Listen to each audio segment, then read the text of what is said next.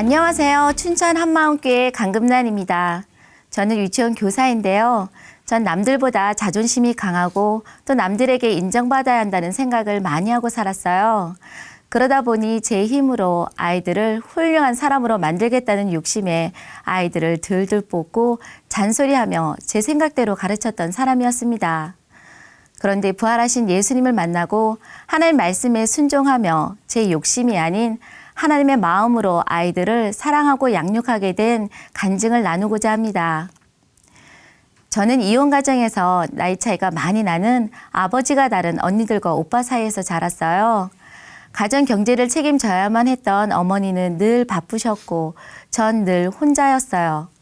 친구들은 부모님의 뒷바라지로 하고 싶은 거 다 하고 배우고 싶은 거 다 배울 때 전 부모님의 보살핌이 없으니 늘 뭐든 혼자 해야만 했어요.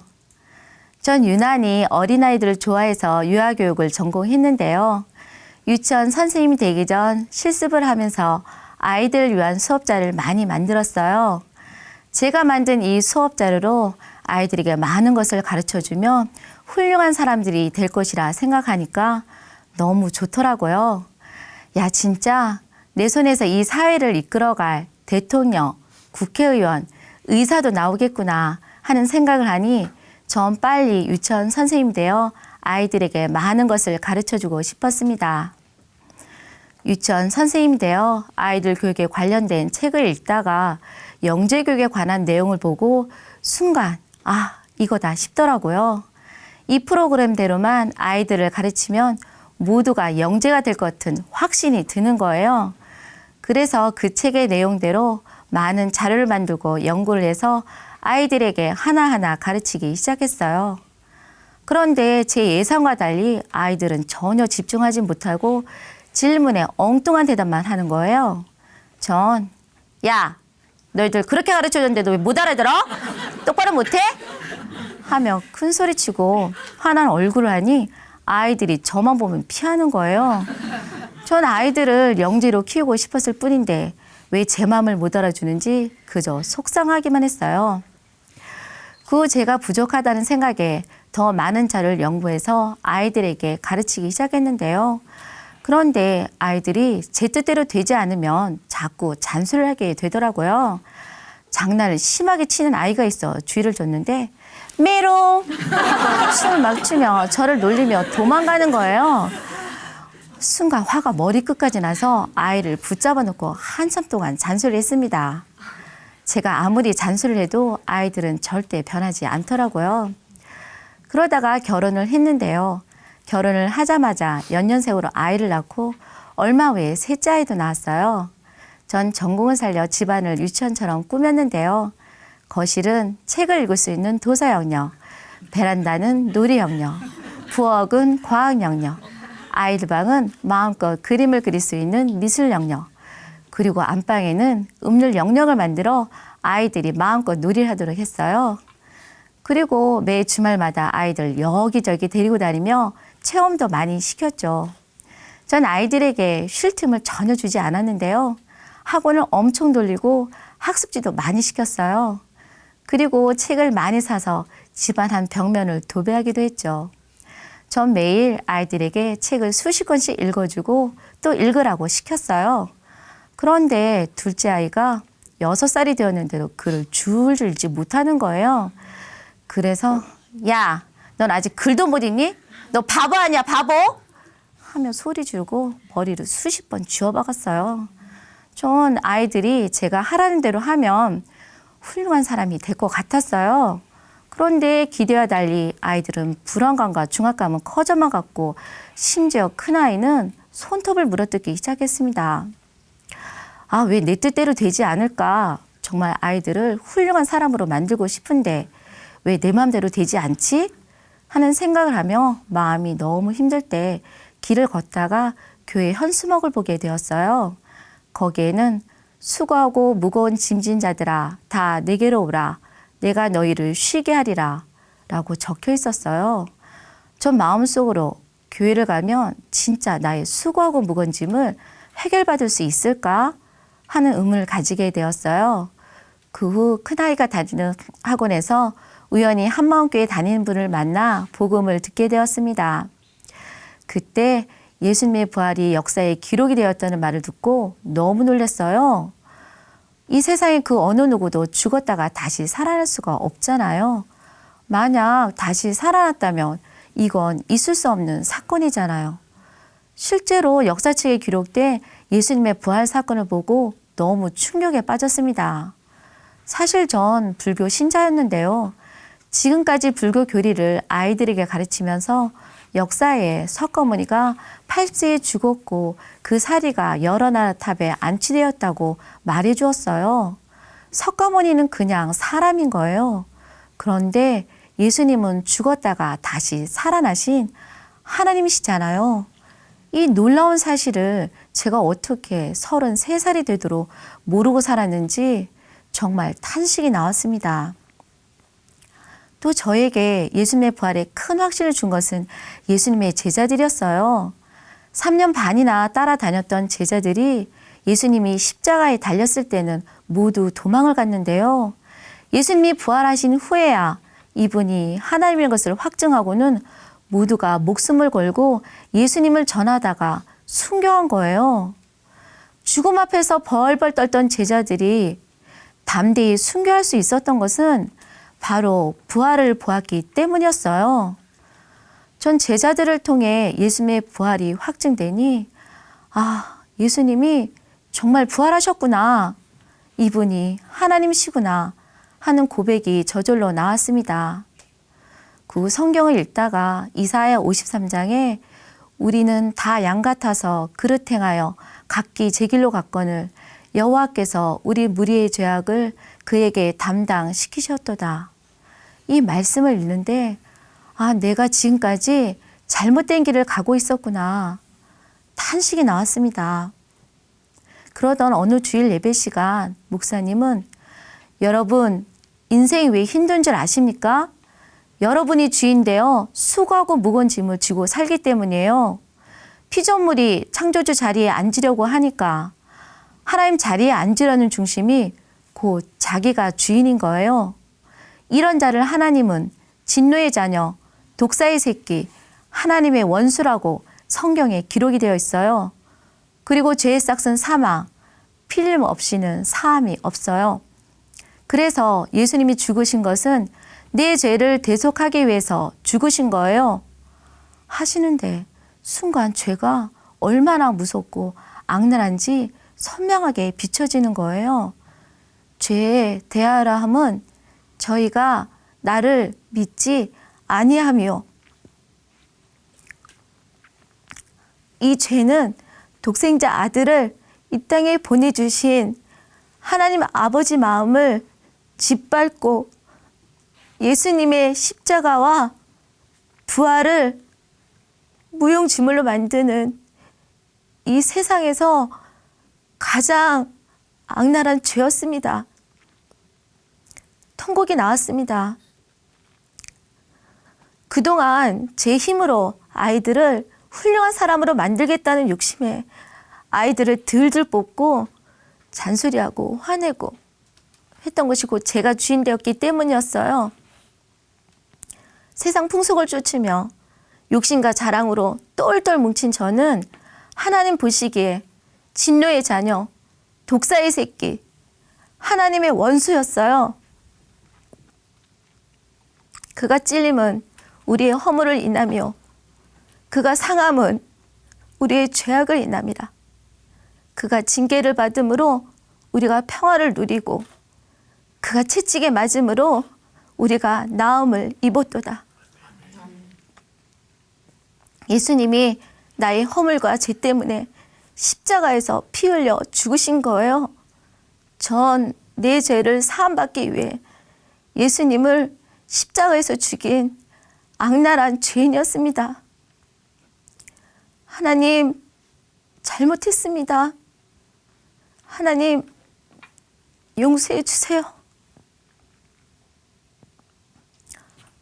하나님이 세상을 이처럼 사랑하사, 하나님이 세상을 이처럼 사랑하사, 하나님이 금난이를 이처럼 사랑하사, 전 하나님의 크신 사랑 앞에 그대로 굴복이 되었습니다. 하나님, 예수님의 부활로 믿을 만한 증거를 주셨는데도 저는 예수님을 믿지 않고 살았습니다. 용서해 주세요. 예수님은 나의 주시며 나의 하나님이십니다. 전 하나님 아버지께 예수님을 믿지 않는 죄를 회개하고 예수님을 마음의 주인으로 영접하였습니다. 그 순간 제 인생에 수고하고 무거운 짐이 모두 사라지고 제 마음엔 기쁨과 평강이 넘쳤어요. 그 성경의 모든 말씀을 부활에 초점 맞추니 그대로 아멘, 아멘이 되었어요. 그리고 매일 새벽 기도를 하면서 하나님과 깊은 사귐을 가지니 제 마음에 기쁨이 샘솟기 시작했어요. 제가 기뻐하려고 노력한 것이 아니라 하나님이 일방적으로 부어주시는 기쁨이었어요.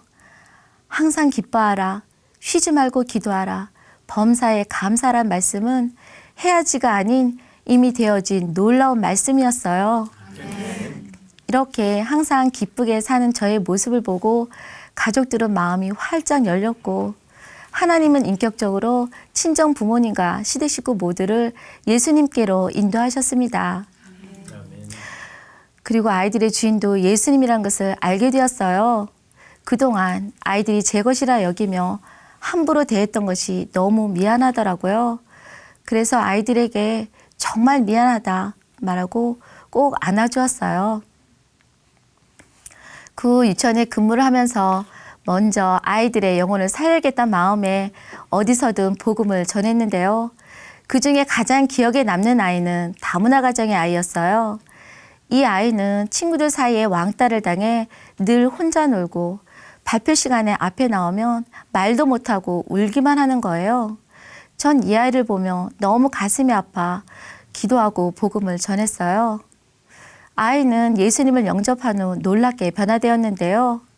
자신감이 생겨 발표도 잘하고 친구들에게도 먼저 다가가 인사를 하니 이 아이 주변에는 많은 친구들이 생겼어요.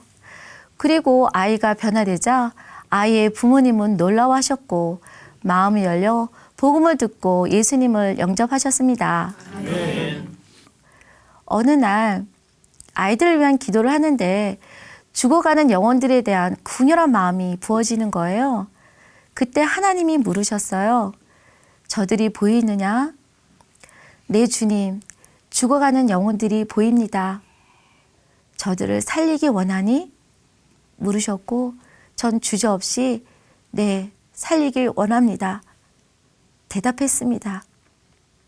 그 순간 오직 요나의 표적, 부활밖에 없다는 목사님 말씀이 생각나면서 그동안 유튜브 예배 시간에 부활 외에 다른 것을 섞어 전하고 있었다는 것을 깨닫게 되었어요.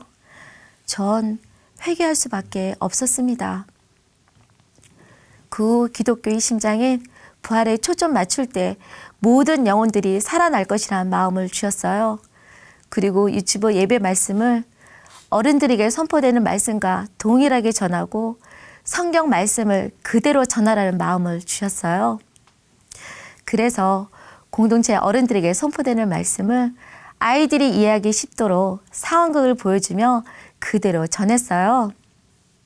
그러다 보니 유치원 예배 때 참석한 부모, 교사, 아이가 모두 말씀을 받고 마음이 하나가 되기 시작했습니다.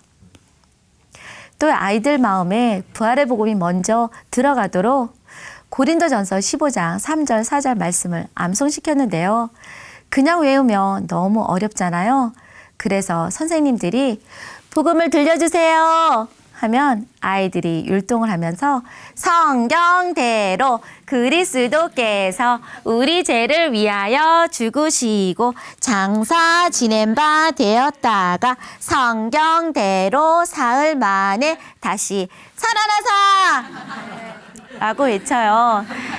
이것을 유튜브 예배 때마다 반복하니까 예배 때마다 기쁨이 임했어요. 그리고 집에 가서도 엄마가 복음을 들려주세요 하면 아이들이 자다가도 벌떡 일어나 성경대로 하며 복음을 말한다며 부모님들도 놀라워하셨습니다. 전 유치부 아이들을 양육하면서 어린아이들도 정말 회개 역사가 일어날까 하고 의문을 가지게 되었는데요. 웨일즈 부흥 때 4살 아이에게 회개 역사가 일어났다는 자료를 보고 4살 아이에게도 회개 역사가 충분히 일어날 수 있구나 하면 놀랐어요.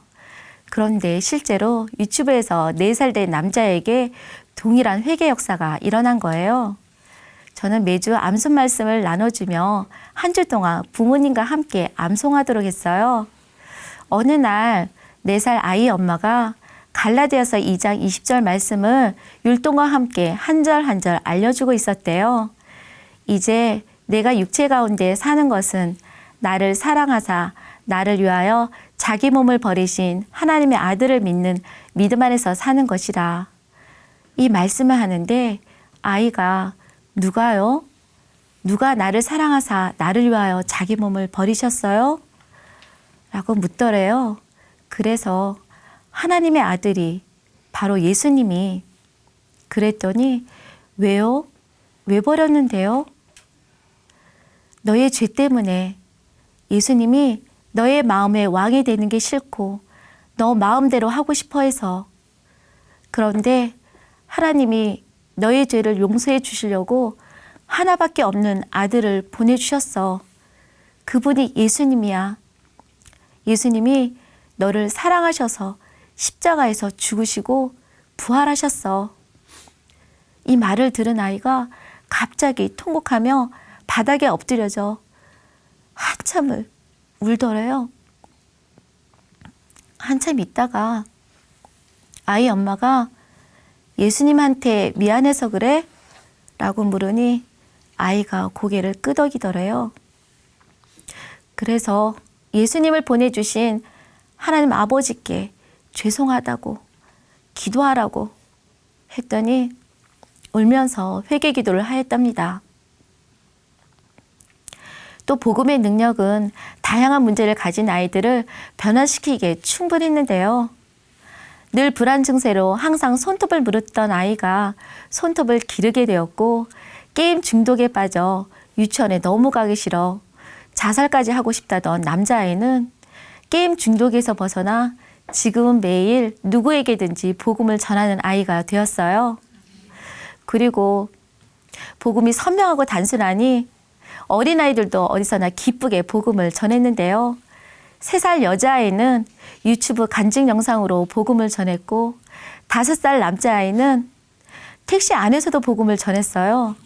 그리고 7살 여자아이는 친구들에게 복음을 전하고 놀이 시간에 친구들을 모아 찬양을 부르며 유튜브 예배 때 들었던 말씀을 들려주면서 아이들과 함께 예배를 드렸어요. 이 영상을 주일 예배 때 모든 성도들이 보고 큰 도전을 받았습니다. 전 예수님을 마음의 주인으로 모신 사람은 남녀노소 할 것 없이 모두가 사명자라는 것을 다시금 깨닫게 되었어요. 전 제 힘으로 또 잘 짜여진 교육 프로그램으로 아이들을 열심히 가르치면 훌륭한 사람이 될 것이라 생각했는데요. 부활하신 예수님을 만나고 나니 이 세상에서 가장 훌륭한 사람은 예수님을 마음의 주인으로 모시고 하나님의 말씀에 순종하며 이웃을 사랑하는 사람이란 것을 알게 되었어요. 지금까지 인도하신 하나님께 모든 영광을 돌려드리며 앞으로도 아이들을 하나님 마음으로 사랑하고 양육하여 맡겨주신 사명에 끝까지 충성하겠습니다. 감사합니다.